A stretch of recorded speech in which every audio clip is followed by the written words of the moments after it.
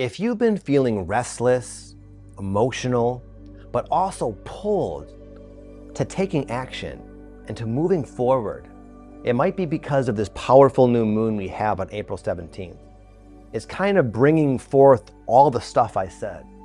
It's bringing forth energy, guidance, clarity, and the opportunity to create a tremendous amount of momentum in a new direction and sort of give birth to a new chapter and even a new identity in your life.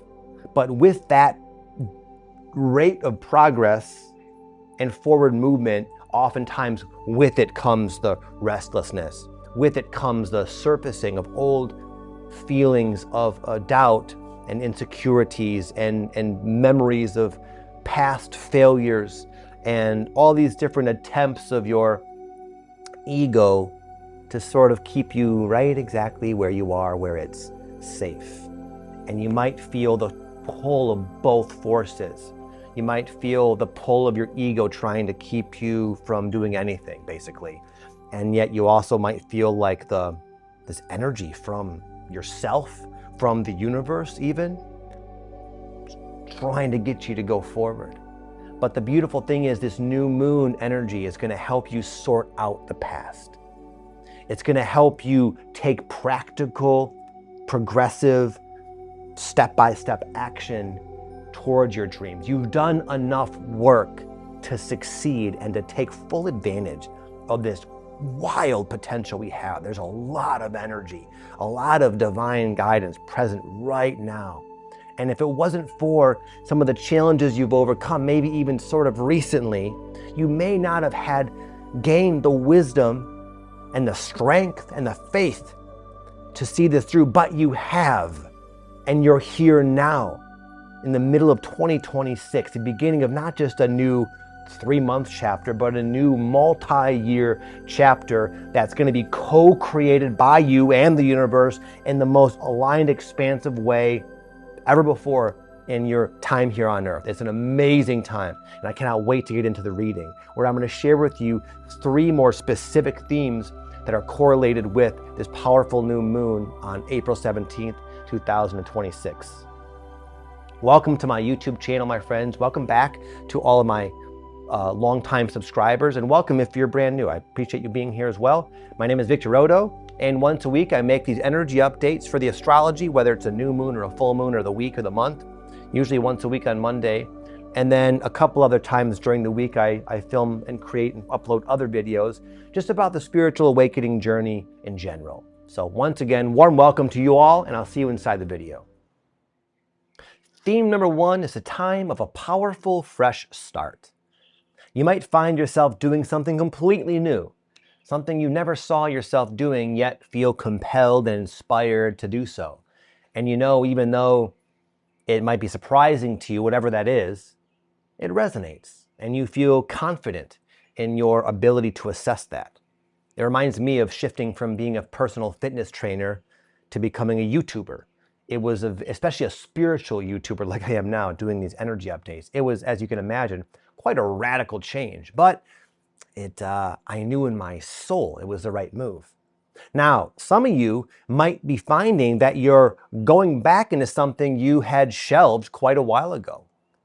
Some type of pursuit, project, ambition, direction. You might find yourself also surprised that that fire is like being rekindled.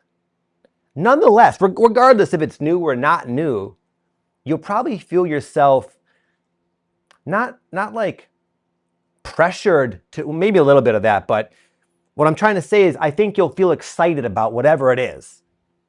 You know, I remember a long time ago when I first had my spiritual awakening, my family and I, like some of you, we moved around. We made a lot of kind of drastic changes, and we uprooted our life, and we moved down to South Florida. And for a time, we thought we had found our new home, and it was great for a while. And then I remember, I think a new moon or a full moon or some eclipse or something came around, and all of a sudden, my wife and I started to just suddenly see our whole circumstance differently. And we felt this strong pull to go back to where we just had left barely a year ago.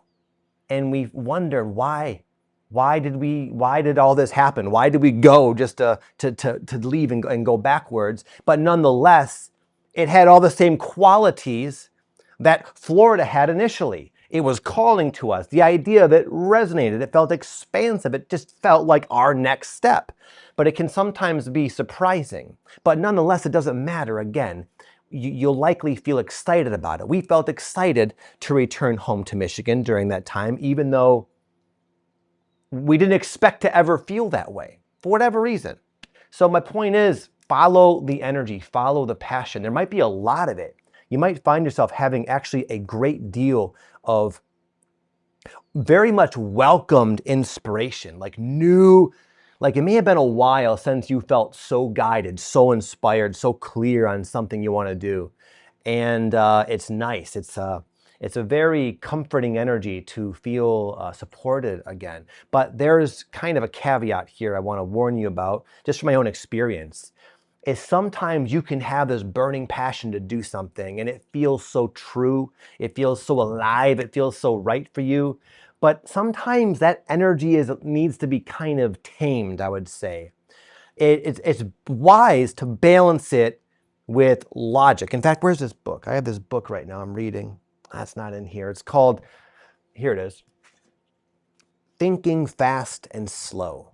I'm just getting into it, but it seems to be talking about like intuition and how intuition can sometimes be like remarkably spot on. And it gave this example of these firefighters that were in a house, and they were told the main fire was in this kitchen area. And there was a bunch of the firefighters, putting out the fire in the kitchen area.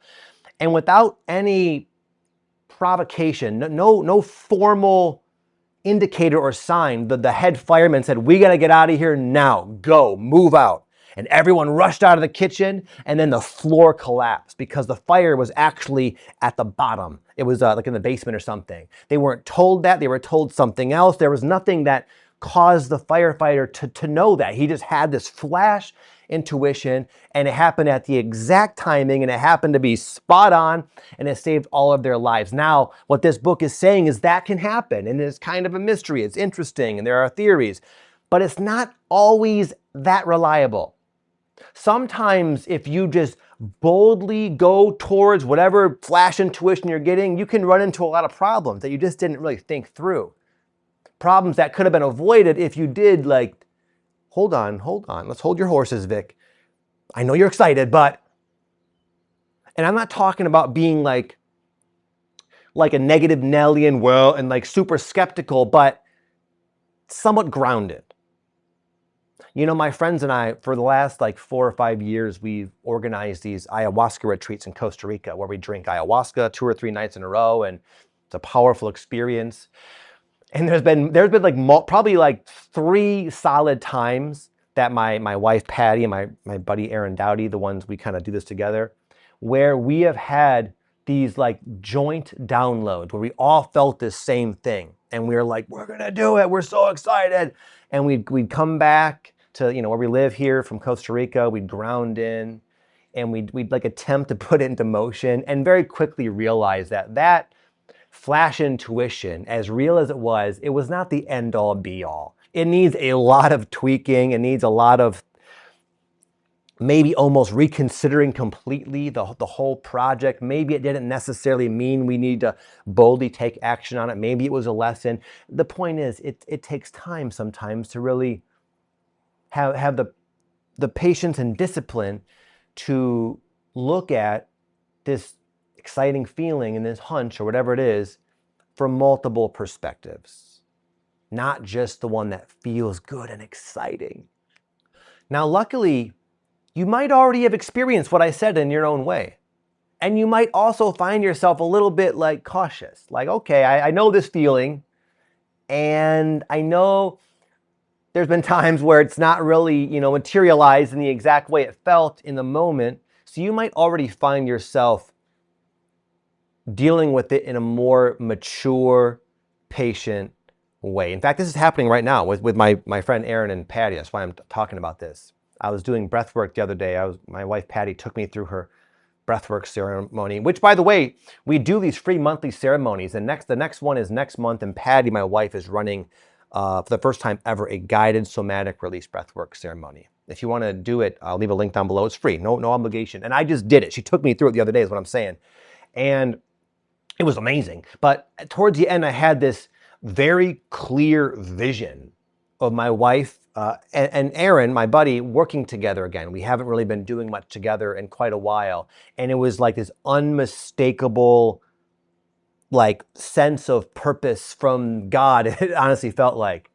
And I've learned from the past, so I wasn't quick to just act on it. But what I did is I sent Aaron a voice note. I said, hey, bro, I got to run something by you. I got this sort of crazy download just recently, and I'm just curious how you feel. And we both have, and my wife as well, we have kind of the same interpretation of it. This new idea we have like really resonates. It feels exciting. It feels aligned. It feels like our destiny. It feels like fate trying to bring us together once again to work some magic. At the same time, all three of us are like, what? Let's just take it slow. It's very complicated sometimes when you have three people like combining forces, trying to manage everyone's personality and opinions and so forth. We're very cautious not to just jump into it and potentially harm the friendship or whatever, you know. It's happened before. We've gotten ourselves into some in the weeds a few times, you know, as friends / business partners. So, but the point is, that's like a perfectly encapsulates what I'm trying to say. Is you might have your own version of this, some type of like strong feeling to do something, this pull to act even. At the same time, it'd be wise to kind of take it slow, explore the energy with no attachment, not needing this to be the thing. A lot of times you get an idea to do something, not because you're going to do that particular thing, but because it's going to lead to something else that's beneficial as well. And if you are super attached to it being exactly as the way you envisioned it, oftentimes you can miss the real gift. Number two, this new moon is going to really encourage you and like help you, not really encourage you, but help you trust yourself. I know it sounds like this thing, like, oh, I already trust myself, Vic. But think about that. Do you really, truly trust yourself in all circumstances? Most of us, if we're honest, the answer is no. Why? Well, because we've made mistakes. We've done things that maybe felt right at the time that we later regretted and realized was a huge mistake. And it can be difficult sometimes to let ourselves off the hook. And many times when there's this energy I described before, when you feel this like passion and this sense of destiny and purpose, and these creative juices are flowing, and when you start to entertain this new future, this new possibility, maybe even a new identity, it's usually not long before, whoa, hold your horses there, buddy. Have you forgotten that last time you tried this and you failed? And then you felt bad about it and you shamed yourself and you sat on the couch for a week. Do you really want to do that again? The negative Nelly, the negative past, all your failures will start to suddenly bombard your brain, and it can cause you to second guess yourself, to not trust yourself. And this is good because whatever thoughts you're having, whatever memories are surfacing, whatever feelings are coming along with those memories, it's good because they're in you. It's like attached to your identity probably if they're coming up. But they're coming up not to stop you, not because they need to have control over you. You don't have to listen to them, but because to show you, oh, this is still there. You're still holding on to this. You still haven't forgiven yourself for this, that, and the other. But just like your intuition, your negative critic also, like, clearly isn't the end all be all. It is biased towards negativity. It wants to protect you. It thinks it's doing a good job, but it only sees through the failures. It doesn't see it. It's not really considering the successes you've had, the things you've done right, the things you've done well, the growth you've had, the wisdom you've gained from those very problems that your negative critic is still reminding you of. So that's where you come in, the conscious awareness, that can balance all of this if you can. It's not easy. You have your intuition. You got the feeling. You got the pull of the universe, the pull of your soul. You have the negative critic. You have your logical reasoning. And together, you can create a pretty well-rounded plan, but the new moon might, you might hear the negative critic more at times anyway. There might be periods of inspiration, but also periods of intense doubt and trepidation because, again, of what I said before. But if you look at it as an opportunity to really like take a second look at some of those opinions of your negative critic and really ask yourself, does this still ring true? Is that the full truth? And one of the ways to tell it's likely not true is if it's speaking in extreme terms. You always fail. Every time you try, you fail. For example, these all or nothing, black and white, blanket statements, extreme catastrophizing sort of mentality. That's like your clue that, oh, the negative critic has come back and it's speaking its mind. But just because it's speaking its mind doesn't mean it's actually speaking truth. And this is a good time to kind of reevaluate that. And take a look back at your past, maybe, if it feels relevant for you. And maybe reconcile some of those past experiences. And the good news is, a lot of this will just be internal. It doesn't have to mean things are going to go wrong so that you start to question yourself. It's more so just feelings might come up. This happened to me a few months ago when I was, there was one day I went to my martial arts gym twice in one day. I went in the morning like I normally do. And then my son, Sebastian, for the first time, he wanted to go to the night class. So I took him. And because he was working out, I went to the second class. And the trainer noticed that. He said, "Oh, Vic, you're back for more. Good for you." And then he went on this whole like rant, like, "You all should train like Vic. He's here twice a day." And he kind of like sung my praises. And then I heard someone else say right after that, "Teacher's pet." And then she like laughed. And she was just kidding. I don't think she was trying to make fun of me. And I'm not a teacher's pet. I just happened to go twice, you know.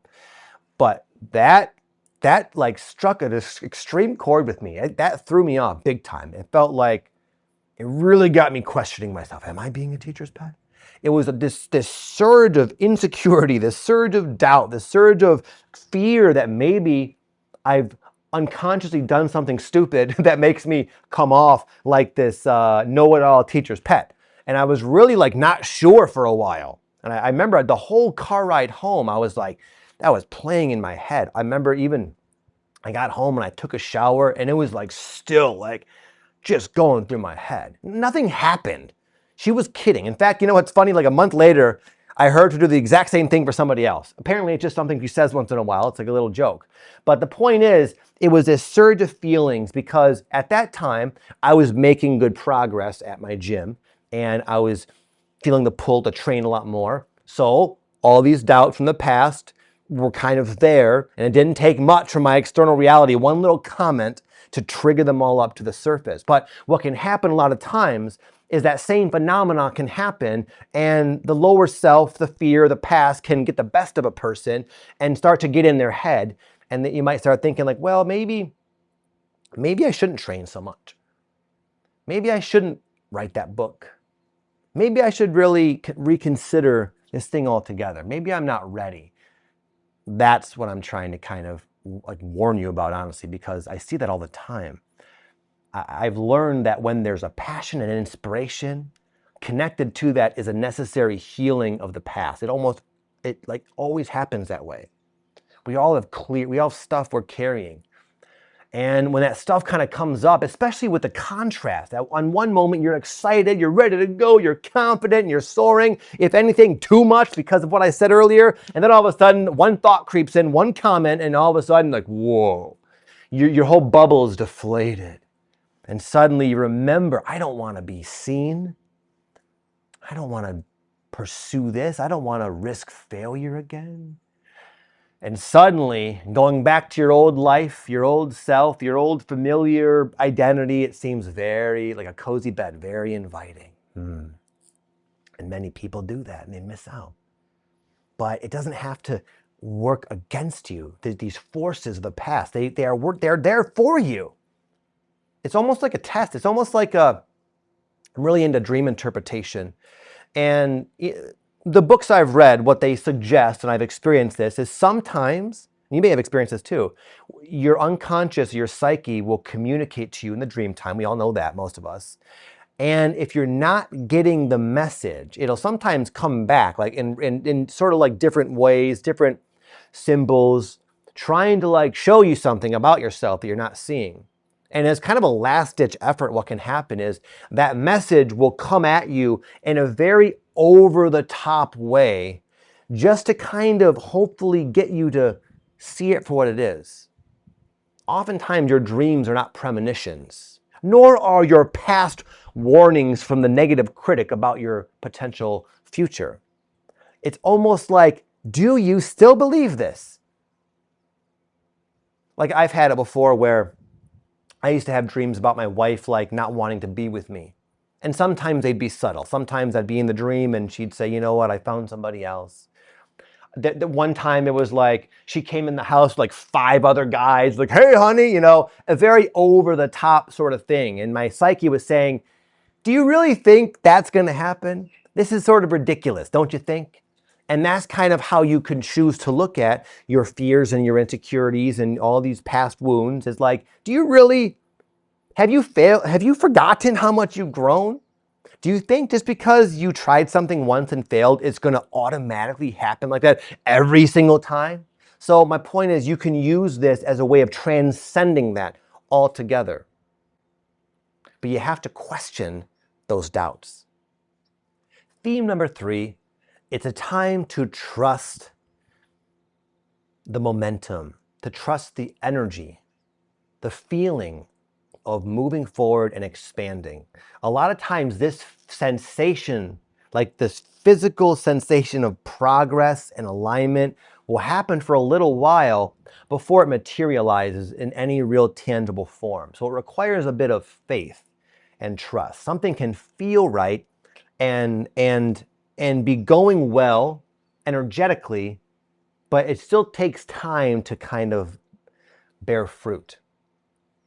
I think I've been making a lot of videos lately, so I don't know how recently I just said this. Hopefully I didn't just say this a second ago. But I remember what it was like when I first received my first 100 followers on this very YouTube channel.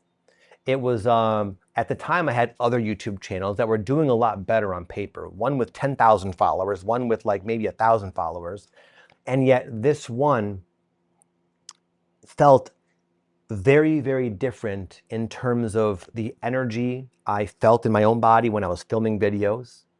Just the energy, honestly, of even the little feedback I was getting, the comments, it was more of like enthusiastic, like genuine, like, thank you, Victor. That was extremely helpful, bro. Like that type of vibe to it. And it felt so right to me. And I knew the wise thing to do would be to let go of my other channels, which were far more successful on paper, because this had the energy that implies abundance, success, prosperity, expansiveness. But I only had 100 followers. That's not enough to make a living off of, obviously. It's not enough to really do anything with. It was getting like maybe 10, 20 views per video at the time. Thank God I listened to it, because the proof's in the pudding. And it's also important during that time to be like protective over what you know to be true. I know this sort of contradicts point number 1. This is different. It's not always so cut and dry. But sometimes you'll like know you're onto something, and a lot of people, and myself included, can make the mistake of, because they're excited, talking about it in front of other people.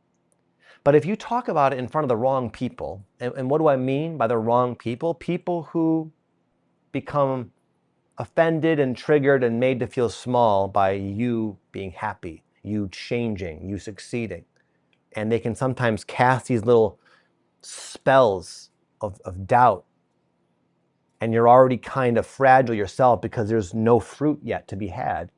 And it can very quickly like cause you to kind of give up on it before the miracle happens. And I've talked about this before, but it happened to me at around this exact time when I had my first 100 followers. I remember I went to a dinner and I was excited about it and I was talking about it. And then someone said, well, how are you going to make money? In that exact sort of tone. And I was like, well, I don't know. And it was like, phew. Was it their fault for saying that? No. I should have known better to share that. Hey guys, my spiritual YouTube channel's taken off. It's got 100 followers. And I'm very excited about it. I should have known that that would have been received in the way exactly as it was. And maybe you have somebody you can share this with. And if you do, you're blessed. Because a lot of times it's not like that, unfortunately. And sometimes the person can believe, if I don't get these people who know me on board, then it's like not real or something. It can make you start to take seriously then those doubts from before, what I was talking about. And that's dangerous. It's dangerous. It's like a little baby seedling you have here. It's not a tree. But what if you had like a, what do they call them, red oaks? What if you had a red oak seedling? Red oak, is that correct? Red oak, those huge, the redwood. What if you had a redwood seedling? Like that thing has a lot of potential, but it doesn't take much to kill it. You know the comedian Jerry Seinfeld? My son and I, my 12-year-old Luke, were like diehard fans of Seinfeld. I think he's just super funny. And he's been one of the most respected, famous, successful comedians of all time. And he's been literally doing comedy for 50 years. And I listened to a podcast with him. I forgot who it was with. Maybe Joe Rogan. I don't know. I'll have to listen to it again if so. But anyway, he talked about when he gets like the seed of a joke, like the early stages of a joke, a new bit. He says that he will not even discuss it with anybody, not even his wife, for at least 24 hours because he's learned it's fragile. It really doesn't take much to produce enough doubt, which you might already have anyways, from external circumstances though, to where you lose too much confidence and you don't see it through. And that little seed could have been a freaking redwood, who knows? So he learned to protect his little idea, his not little ideas, but his big special ideas that have yet to prove themselves in a way where you could say, hey mom, look, I got 300,000 followers. What do you got to say now? Or hey dad, or hey whoever, it wasn't even my mom and dad from before. But that's the idea. It's you might not have that yet. This whole energy right now of like early, mid 2026, it's the beginning of like a several year cycle. And we're in the very early stages, but it's very exciting because it's going to be a great chapter. And you can thank your miserable past, maybe year for some of you, past several months of just dark nights of the soul and challenges and emotions and change and not knowing what's going on, uncertainty. You can thank all that because that's helped you align with this new wave of your own soul's energy of guidance and inspiration and creativity and passion. And it's strong right now. And it's time to even act. It's not a time to still think about it. It's a time to go and act, but act wisely. It's a time to act and protect your guidance, your inspiration, your inspired ideas. It's a time to be really patient because it's too early to know how it's going to really look. But if you can do all that, you'll be able to really be a co-creator where what you create is going to be influenced by both you and your courage and your hard work and the wisdom you've gained throughout your whole life, but also something beyond you. This mysterious creative force is like right there right now, your guidance. You might even notice more synchronicities and more non-physical guidance being available to you now. And there's a lot, like that redwood seedling, there's a tremendous amount of potential, but it's like it takes wisdom and patience and all these different virtues to really do it justice. And I trust if you're watching videos like this, you've gained all that. Now it's just time to apply it.